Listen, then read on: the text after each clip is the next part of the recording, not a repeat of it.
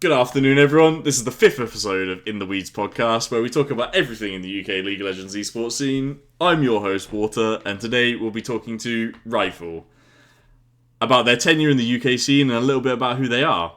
Welcome, Rifle. Do you want to introduce yourself and tell us a little bit about who you are and what you do? Hi, I'm Rifle. I'm the head coach for HLT Sports in UKL Div 2. Mm-hmm. I've been doing this for about a year now, I think. Mm-hmm. And I started in the French scene and I've just joined the UK scene. Mm-hmm. Okay, well, do you want to talk a little bit about your time in the French scene? Where did everything get started for Rifle? I just saw a tweet in like 2019 when there was COVID Mm-hmm. about a team looking to get coach, and I wanted to try that out, and it went pretty well, and from there I've just been going from team to team basically. I took a break Mm-hmm. because the French scene was kind of difficult for me, Yeah. and that's why I changed scene. I went to the UK scene now, and Mm-hmm. I'm back on it. So, do you have any notable teams that you've been on in the past? Any notable players that you've coached? Notable teams. There's Clanic Esports, Mm-hmm. which I think they competed in LFL2. Yeah. Players. There's Zoelis, who is in Galleons, who did EU Masters finals this Mm-hmm. year, Yeah. and Matthias, who's not playing anymore, but he was LFL AD carry. Those are my three biggest Yeah. Do you have anyone that you've worked with in the past who you have a particular attachment to, or someone that you've really enjoyed working with before? Yeah. The mid laner I've got right now in the team in HLT is a player that I played with before called Inagami, and he's very talented, and I've always had a good time with him. So Yeah. he's back. He's back again. He's he's back again. We've had him on this podcast as well, and what a Oh lovely time wow! we had with him. It's a great Wow! conversation out of Wow! him. He's a great guy. Yeah, yeah, yeah. So, so you've been in LFL for 5 years on and off? Yeah, basically, I'd say like 3 years. Yeah. 3 years on and off. Have you had any notable accomplishments while in this scene? Not really. I got to day two once because the tournament is quite weird, where you just play one day and you play 6 games, and unless you win the 6 games, you basically don't get to the next day. So a lot of the time, there's just like a Hmm. mercenary team that will come with lots of ex-pro players or challenger players Yeah, and just destroy the whole and just competition. destroy the Yeah, competition. Yeah. yeah, that is unfortunate. How many days are there in this French? I think it's a 4-day thing in total. Is it like one day after the other, or is it like Yeah, spread yeah, out? yeah. Oh, I think it's that's. basically it's 3 days. I think one day after the other, Mm-hmm. and then like on LAN it's 4 days. Oh, okay. That's a very intense experience, especially Yeah, compared to yeah, some of these yeah, other leagues. yeah, definitely. So, well, we've talked about what got you into the scene. Let's talk a little bit about what actually got you into League. Why did you start playing League? What's the story behind that? When I was in secondary school, I used to play World of Warcraft, and I was like the only one Mm-hmm. that played World of Warcraft, and all my Yeah. friends were playing this League of Legends game, Mm-hmm.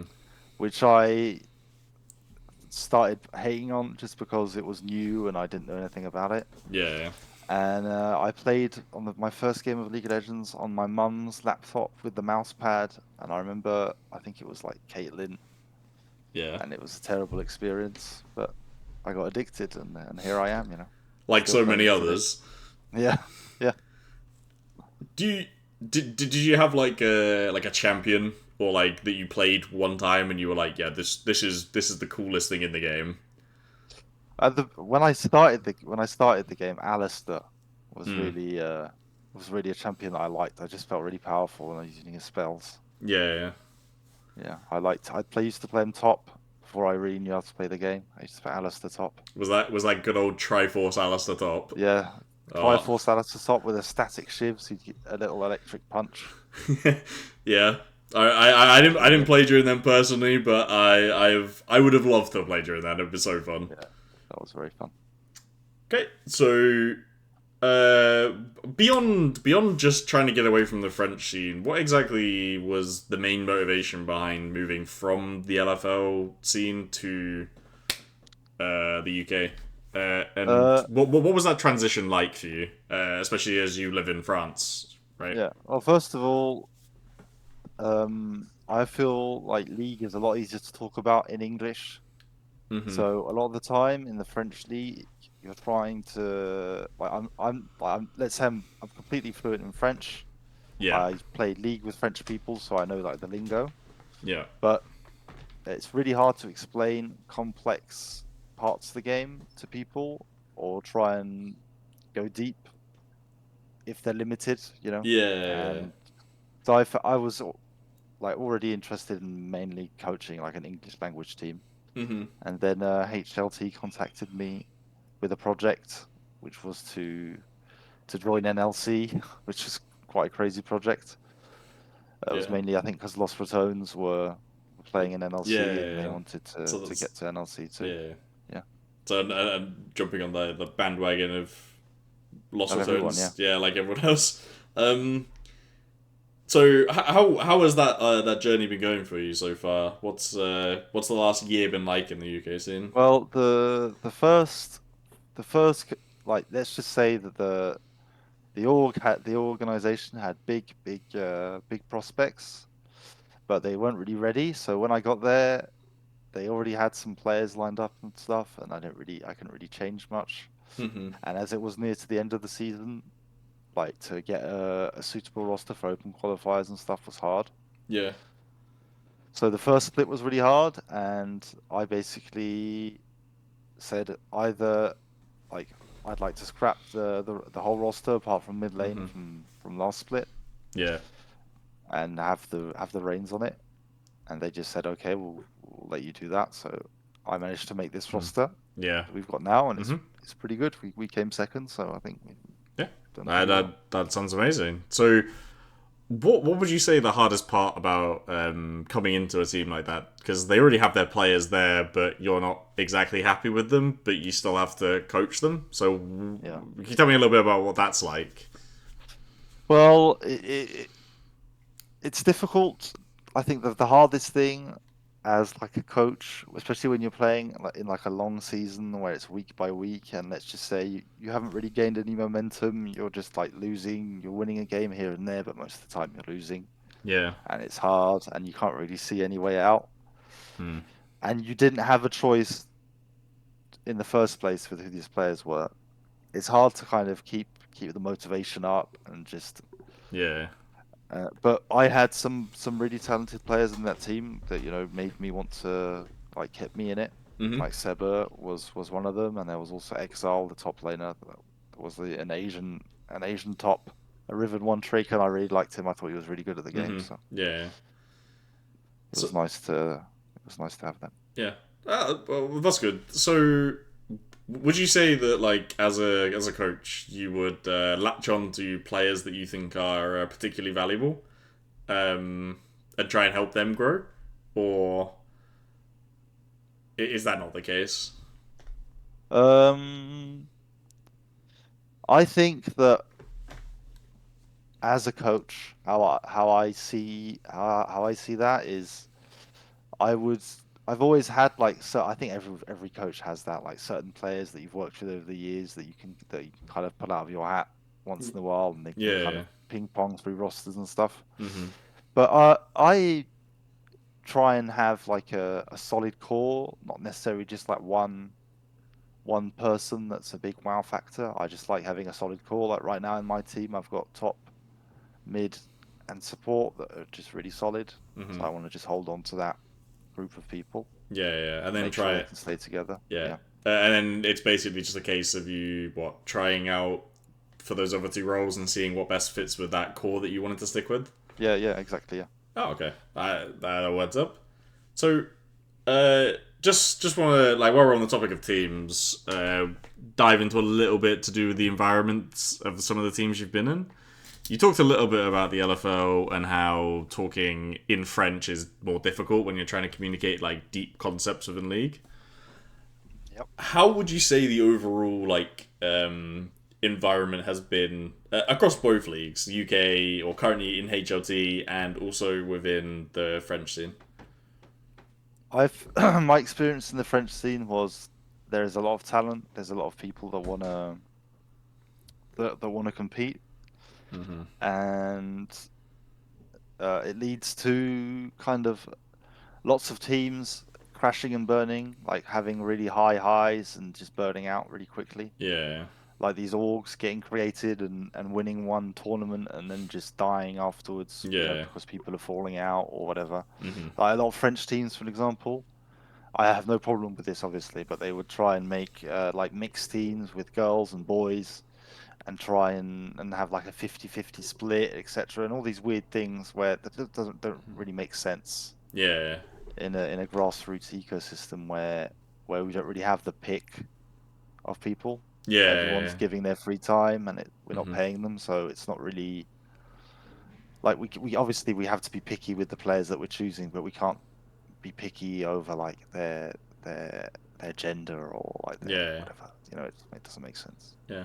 I mean, just briefly on that topic, do you think that these like so-called gimmick teams, whether that be like mixed female male, all female, or streamer teams, do you think that these like are a positive or like negative? Do you think they're a negative, as you've alluded to?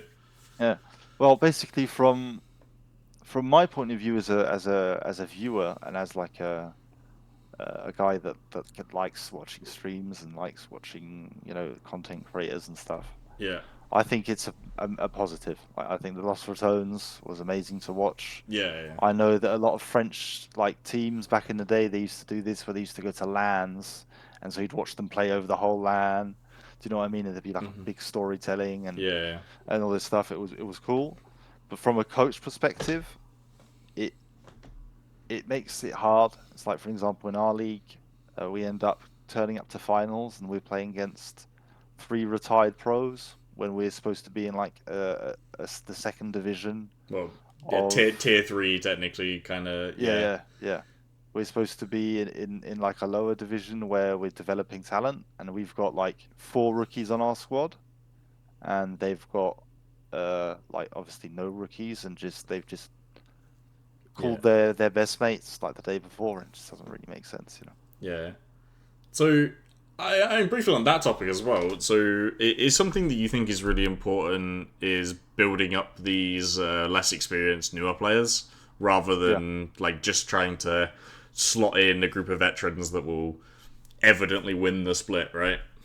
yeah, yeah, yeah. I Yeah. definitely think so. Okay. Yeah. Do I you? just think it's. I was Sorry. gonna say, do you think there's there's a healthy balance you can get there where you have some veterans who are playing on these lower league teams that then bring their experience to Yeah, that yeah, like yeah, grown yeah. players? 100%, 100%. I just hate seeing these. I think it's really important. Like in our team, we've got like the support and the mid laner that have got quite a lot of experience, and then Mm-hmm. top ADC are basically new to competitive, and like the jungler that we potentially will have is also pretty new to competitive. Yeah, So it's important to have a bit of both, but I just feel like it's just sad seeing these lower tier leagues full of these guys that have kind of already had their yeah. Mm. time in the sun. Yeah, yeah.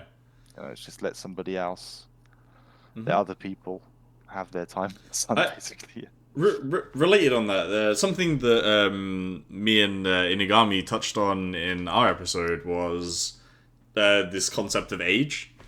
Yep. Um, what's your stance on that? Do you think age has a massive like as a coach, right? Like, is age something you're looking at when you're looking at potential players for your teams?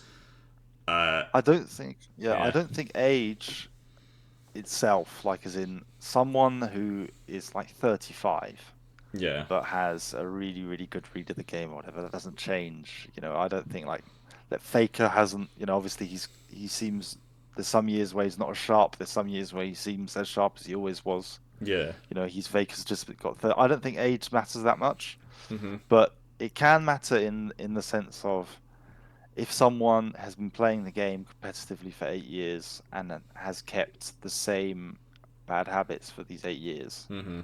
then it's really hard to teach them new ones. Do Yeah. you know what I mean? That's why I think more of like maybe if they've hit their peak, that's more how I'd see Yeah. it. Not Yeah. necessarily age, but like more they've So hit the ceiling. so do you think that then so as a coach you would say that it's a lot easier to teach newer players than maybe slightly older ones? Or people I with more think experience? Not I think it's necessarily just easier to do with to age. I think it's easier to teach people with more experience than people that have no clue. But there is also then the risk of them coming with the bad habits. Yes, yes, obviously, but it's like let's just say if I was making a team, like for example, the jungler we had that we've had to split with, if I realized that these bad habits were there quick enough, then I wouldn't have even had them in the roster in the first place. Do you know what I mean? Yeah, yeah. So it, I mean, you mentioned about it taking you quite a while to see these bad habits like show up. Yeah. Is this something that like is common, or is it like rarer for that bad habits to go like under the radar, especially Well, when like winning, right? Like if you're winning a lot, then maybe the bad habits get pushed under the rug. yeah, yeah. I think it's when we're winning a lot, definitely the bad habits get pushed under the rug, and especially it's like when you're new to a team and when you're new to a player. Mm-hmm. I always try and give them benefit of the doubt, you know. Yeah, And then obviously if they tend to prove the opposite, then then you just have to yeah, deal with it, I yeah, guess. yeah. But Yeah. Okay. yeah, I mean, yeah, that's good. What so just to change up the topic a little bit, what outside of League, how do you manage having like obviously you've said that this isn't paid, right? Like you're not getting yeah, paid, you're yeah. doing this at your free time and at your own passion. What is it like trying to manage your free time outside of League and also inside as well? Um, I've only coached and worked at the same time for like one period, and I felt like it was horrible. I Mm-hmm. couldn't like it wasn't horrible, but I was a lot less patient with people. I was more tired, I made Yeah. like mistakes uh, and stuff. Whereas if I can obviously give it like a lot more time, then I feel a lot more comfortable in my position. Yeah. Uh, sorry, could you say the question again? I got a bit mixed So up, I think. just a little bit about like how you balance your social life with your like in-game stuff. Okay, okay. Well, basically, my partner really respects what I'm trying to do Mm-hmm. here and really respects um like what You, I my hope. the craft. Yeah, me and the craft. Yeah, yeah, She respects the craft and she wants me to do well and she wants me to succeed and like her obviously my dream and her dream would be eventually to maybe like live off it at least a little bit for a little bit of time. It'd be amazing. yeah. So she really believes in me, so she's giving me a lot of time with that. Mm-hmm. And I'm unemployed at the moment. Like before, I was a student, and after it's the classic: you finish your studies and then you end up being unemployed. Yeah, yeah, yeah. But All in there. so I'm unemployed, so Yeah, I've got a lot of time, yeah, and I'm just ready to give it. yeah. So as a just speaking as a coach, right? Yeah. What are the biggest challenges like you perceive like yourself like I think towards you or anything? I think the biggest thing for me is um the like sometimes not you don't believe in yourself enough. Mm-hmm. Like I think as a coach, you've got to be solid and you've got to know know what you're talking about, know where you're coming from, Yeah. and you can't wobble on the players. As in, like, imagine I say something to my player and the player contradicts me. We have a talk about it, Mm-hmm. and if I still disagree with him, I'm not just going to move on. Like that, I think that's the hardest thing. Like just making sure you kind of maintain that respect from the players as well. Like. Yeah. make sure that they know that you are also someone that has knowledge and that can help them. Yeah. Yeah. And then I just think overall, like, just dealing with people in general, like, as I said, the jungler that we had recently, he had a difficult personal life and he had stuff going on, and that impacted the scrims a lot, and he Mm-hmm. was contacting me a lot and all this stuff, and it's dealing with that. It's being human and trying Yeah. to help people, you know. Yeah. So my thoughts have eluded me.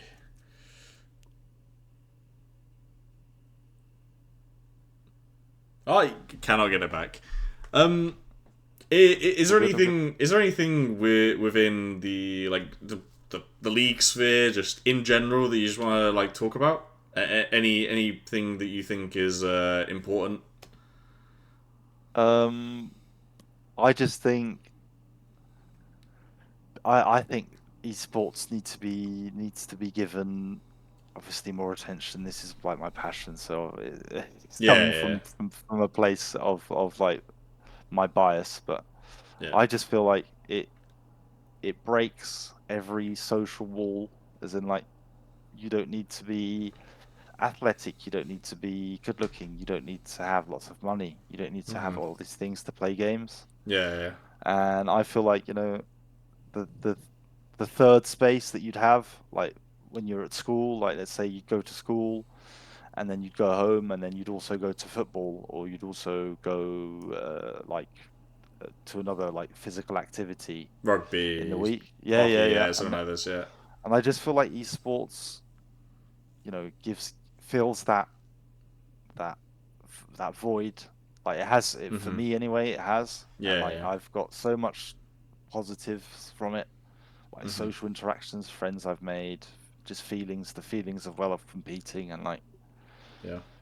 having everything on the line is. There's nothing that really compares to it, really, Yeah, in yeah, my in yeah, my yeah, yeah, position. yeah.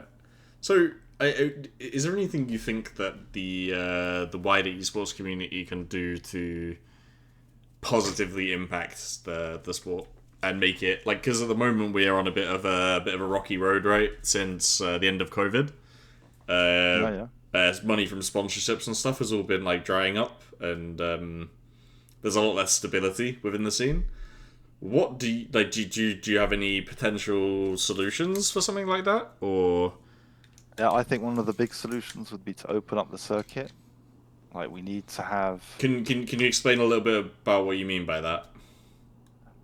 so right now the LEC, so that let's say the European Tier biggest one, league, yeah, hmm tier one, is is closed. So you have to buy a franchise spot in the league yeah, to play in it. hmm And how it used to be is that you used to play the Challenger series, which was like tier two, yeah, and you'd get in and basically you'd be allowed to play for the bottom two spots of the league. yeah, And that made your spot in the league. Obviously, it made you have to compete, have to stay on the highest level all the time, otherwise you could be relegated. yeah, And it also gave the whole like all of the scenes below that hope. It's like something to play towards, and it's hype. hmm And at that time, I don't think Riot did enough to make that scene really pop off, because we had a tier two scene at that point, and we could have really yeah, like made the most of it, especially in Europe with all these languages and all these different countries. yeah, Like we've seen with LFL how big it can get, hmm like yeah, with K Corp and stuff. It can be huge if like there is investment there. hmm I think so. How I would see it is just open up the circuit so then people can yeah, compete to get into the higher things, and that means that also people uh other people want to invest in it. Like we could have even like smaller grassroots esports that people would want to invest in, just because there is that idea of like in yeah, football, yeah, national one, national two, yeah, yeah. etc. So, just like pick your brain a little bit about how this would work. Yeah, So currently, like just to explain how the whole system works, we have a bunch, like especially specifically this is specifically in Europe, not anything to do with any other country or any other regions, but we have a bunch of different ERLs that then feed into what's called EU Masters or EMEA Masters, or whatever its name is. Everyone knows what Yeah, it that's it. is. That's it. The big tournament. Um, so would it be something along the lines of the ERLs feed into EMEA Masters and then top two of EMEA Masters then promote into the LEC? Is that kind of how you envision it happening, or do you have other ideas? I would like it to be a tournament. So then there would be like a tournament between maybe top four of EU EMEA and top two of EDC, like a seeded tournament with a losers and winners bracket. Mm-hmm. So it's really do or die, and people can actually come back, and we have Yeah. actually, there is the potential to have storylines Mm-hmm. there. Like I think if the Lost Ratones guys were there, were still here, like we'd all kill for a few best of Yeah. fives Yeah. against some teams. Mm-hmm. Like in the French scene, obviously I watch a lot of French streams. Like they used to be like Solari, which they won EMEA this year. They used to Yeah. be just a streamer team initially, Yeah. and I used to watch them as a viewer The of their streamers. streams. Yeah. Yeah, and I used to love that. Mm-hmm. Following that is it's awesome. So Mm-hmm. like if we could open that up more, maybe we could even have more content for like these grassroots teams or Yeah. like national teams. There's loads of stuff that we could do. Yeah. All right. That sounds good. I think that's a good place to end. Yeah. We should Riot should open up the LEC. We should unfranchise it. As much as it might be painful for the teams that have invested a lot of money into that, I think it's Yeah. overall healthier for the scene as a whole. Yeah. Well, Riot but would have to compensate the teams, or something somehow. yeah. So I get the ball's in their court, right? We're just suggesting what could happen, but maybe they do it. Maybe it's a good enough idea, right? But yeah, we are coming to the end of this episode. I'd like to thank Rifle for joining me here and talking passionately about everything to do with coaching. Thank you very much for listening, guys. And well, thank you for listening, like Rifle said, and I'll see you back for the next episode.